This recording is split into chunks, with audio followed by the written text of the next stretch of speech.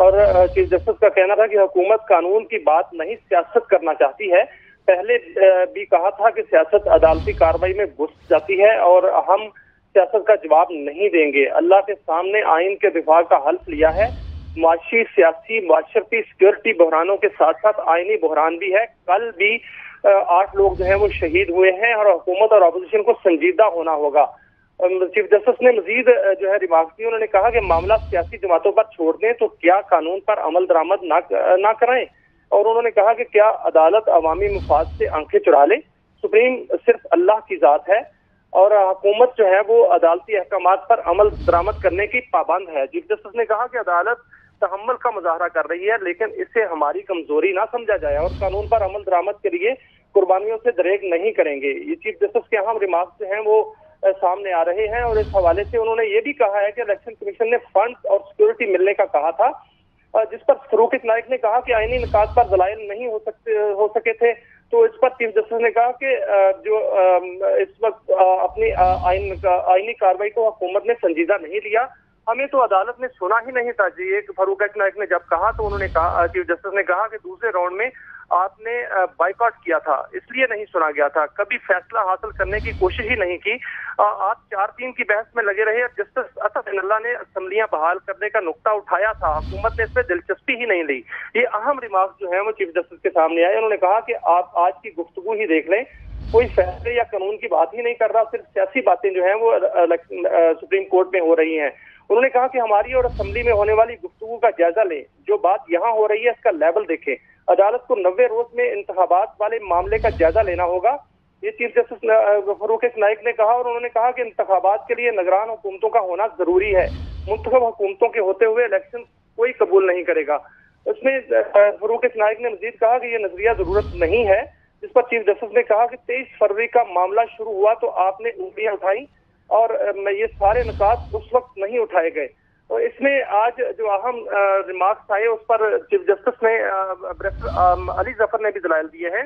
उन्होंने कहा कि 14 मई चंद दिन बाद लेकिन फंड्स जारी नहीं हुए, नजरिया जरूरत की वजह से इलेक्शन मजीद ताखीर का शिकार नहीं हो सकते। जिस पर इस दौरान जो है वो ख्वाजा आसिफ और चीफ जस्टिस का एक मुकदमा भी हुआ। उन्होंने कहा ख्वाजा साद ने साद रफीक ने कहा कि वकील नहीं हुए, इसकी अदालत में बात करने का सलीका नहीं है। जो कहूंगा सच के सिवा कुछ नहीं कहूंगा। इदारों और सियासी जमातों के दरमियान अदम एतमाद बहुत गहरा है।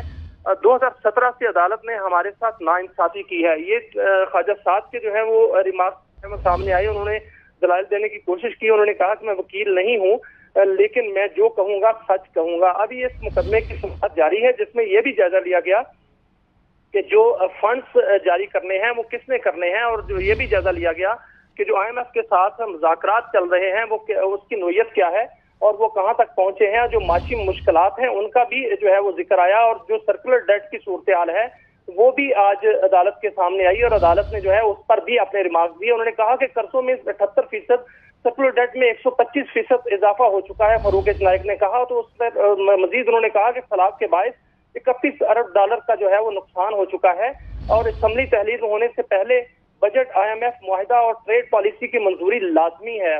फरूक नाइक ने मजीद दलाइल दिए। उन्होंने कहा कि लेवल प्लेइंग फील्ड और एक दिन इंतखाबात पर इत्तफाक हुआ है, असम्बली तहलील की तारीख पर इत्तफाक नहीं हो सका।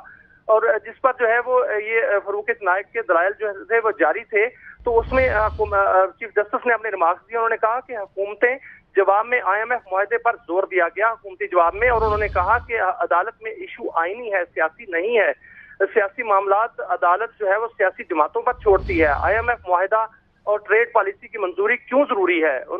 जिस पर फरूक नाइक ने कहा कि बजट के लिए IMF का कर्ज मिलना बहुत जरूरी है, असम्बलियां ना हुई तो बजट मंजूर नहीं हो सकेगा।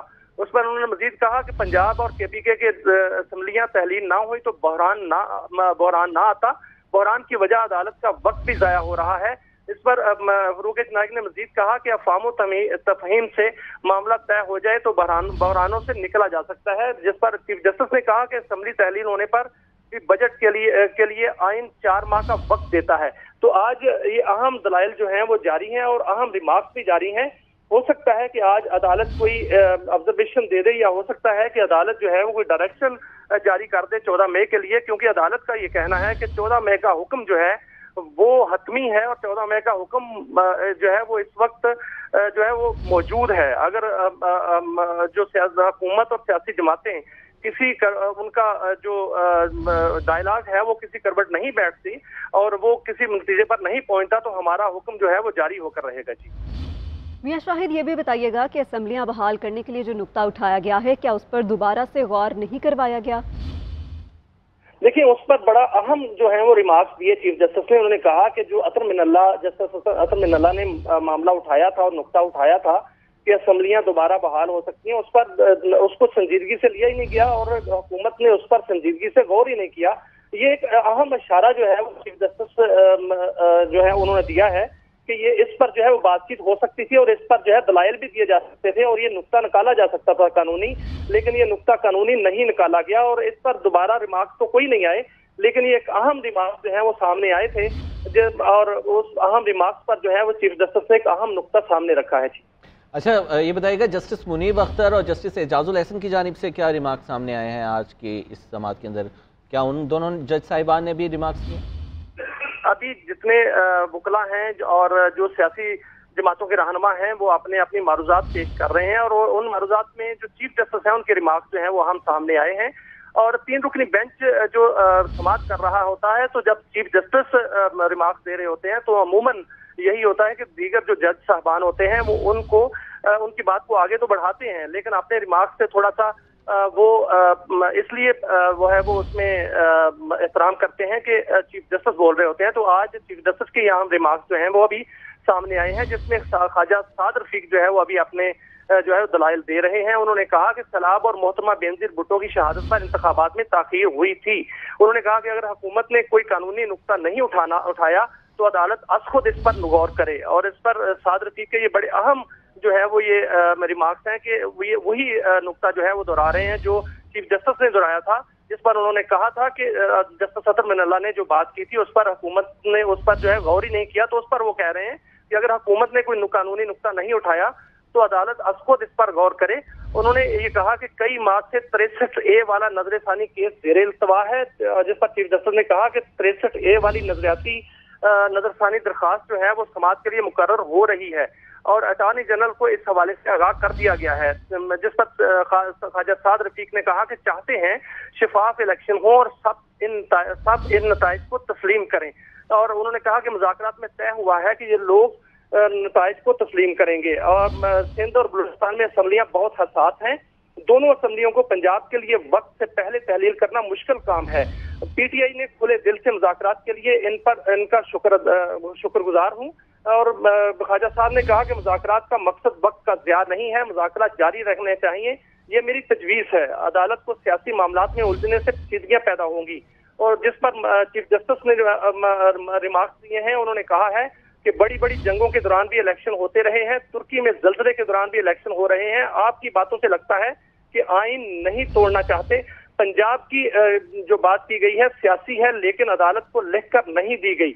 तो ये अहम रिमार्क्स जो हैं वो चीफ जस्टिस के जारी हैं और चीफ जस्टिस जो हैं वो इस पर जोर दे रहे हैं कि इलेक्शन अगर मुलतवी करने हैं तो इसका जवाब क्या है। असल में सबसे बड़ी बात जो है वो सुप्रीम कोर्ट में जब से ये मुकदमा चल रहा है वो यही चीफ जस्टिस की जानिब से सवाल पूछा जा रहा है कि जो इलेक्शन कमीशन ने इलेक्शन मुलतवी किए थे या हुकूमत इलेक्शन नहीं चाहती तो इसका जो है वो कानूनी जवाब बता दें। तो जिस पर अभी भी इलेक्शन कमीशन का जो चीफ जस्टिस के उनके रिमार्क सामने आ रहे हैं, उन्होंने कहा कि अदालत के सामने सिर्फ फंड्स ऑफ सिक्योरिटी का मामला उठाया गया, कम अज कम फंड्स तो जारी हो सकते थे।